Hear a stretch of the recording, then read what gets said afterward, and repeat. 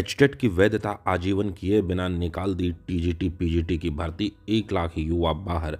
जी हां, आज के प्रमुख समाचार पत्र में ये खबर छपी है और एचटेट के 7 साल पुराने सर्टिफिकेट मान्य करने के पक्ष में सरकार जो है दिखाई नहीं दे रही, क्योंकि अब जो ये वैकेंसी निकाली गई हैं ये तो यही दर्शाती हैं।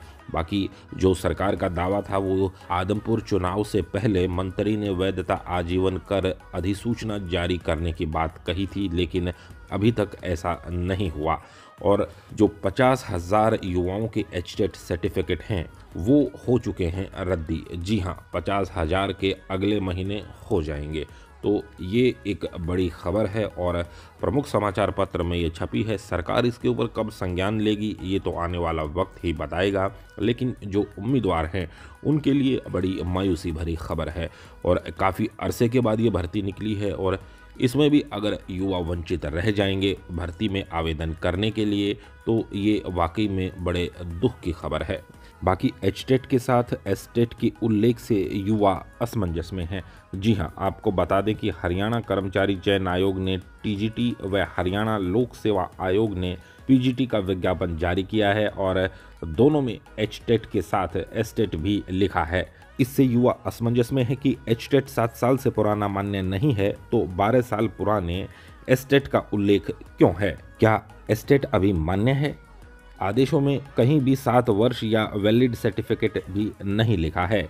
एचएसएससी के चेयरमैन भोपाल सिंह खदरी का कहना है कि पहले नाम एसटेट था, बाद में एचटेट किया गया था। यह बात ठीक है कि जब 7 साल पुराने एचटेट सर्टिफिकेट को ही मान्य नहीं किया हुआ है तो एसटेट लिखने का कोई औचित्य नहीं है, लेकिन 7 वर्ष से पुराने सर्टिफिकेट मान्य नहीं है। बाकी आपको बता दें कि शिक्षा मंत्री कंवरपाल गुर्जर ने 29 सितंबर को कहा था कि सीटेट की तरह एचटेट को आजीवन मान्य करेंगे।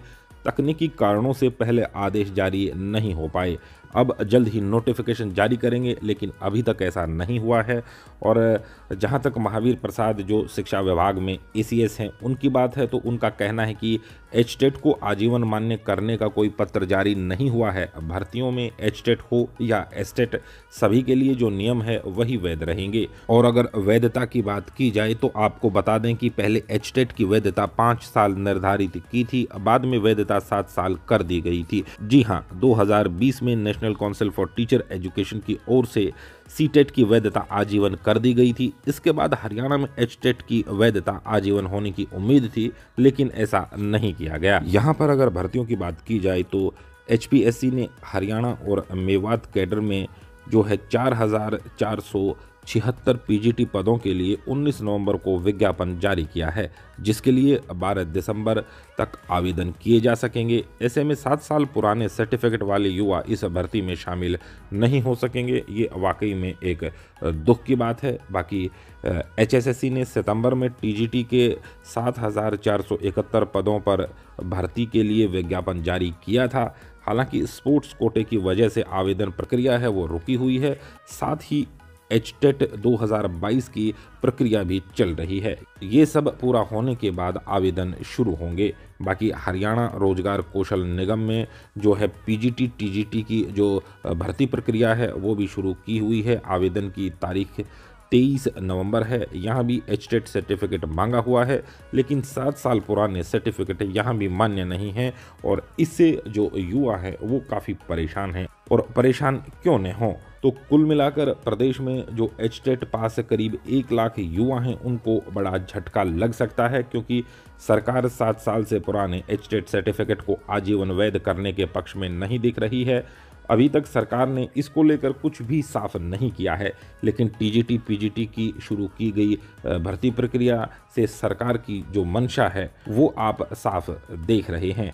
बाकी अगर सरकार की मंशा एचटेट सर्टिफिकेट की वैधता आजीवन करने की होती तो वह 7 साल पहले से जो सर्टिफिकेट की वैधता को आजीवन करने का नोटिफिकेशन भर्ती प्रक्रिया शुरू करने से पहले जारी कर सकती थी, लेकिन ऐसा नहीं किया गया। तो अब 7 साल से पुराने सर्टिफिकेट मान्य नहीं हुए तो करीब 1 लाख युवा टीजीटी पीजीटी भर्ती से बाहर हो जाएंगे।